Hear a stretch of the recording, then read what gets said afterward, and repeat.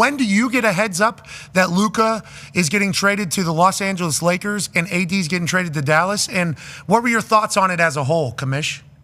Yeah, so first, just to clarify, I don't, or the commissioner doesn't have the right to block a trade other than a trade not conforming to our rules. So, okay. and you alluded to David Stern once blocked a trade, but I get how confusing it was to fans, but he was both the commissioner and the acting owner of the New Orleans franchise at the time. Got it. And so a trade was recommended to him by the general manager, and he turned down that trade based on what he thought was in the best interest of that franchise. As an owner, not as the commissioner. He turned down the trade as the owner, not as the commissioner.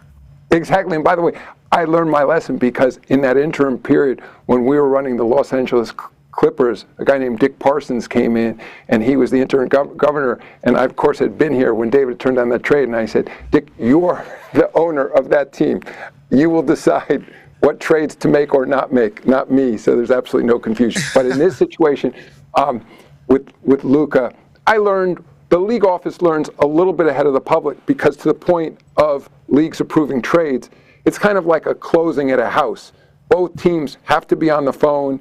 The lawyers and the basketball folks at the league office have to make sure that the contracts match, that the team indeed does have the cap room to make the trade, that it complies with our rules. So I learned when they called the trade into the league office.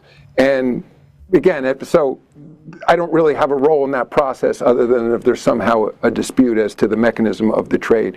You know, in terms of the trade itself, look, it's obvious time will tell. The only place where I feel defensive on behalf of the Dallas Mavericks and new ownership there is there were some suggestions early on that the trade wasn't done for basketball reasons, that somehow new owner didn't want to pay a maximum salary or was focused on building a real estate development or something else. The only thing I can say, and I feel very confident in this, knowing Patrick Dumont, who's the governor of the team, and the people involved, they believed that they were making the best trade on behalf of the Dallas Mavericks. Whether that turns out to be true, again, only time will tell.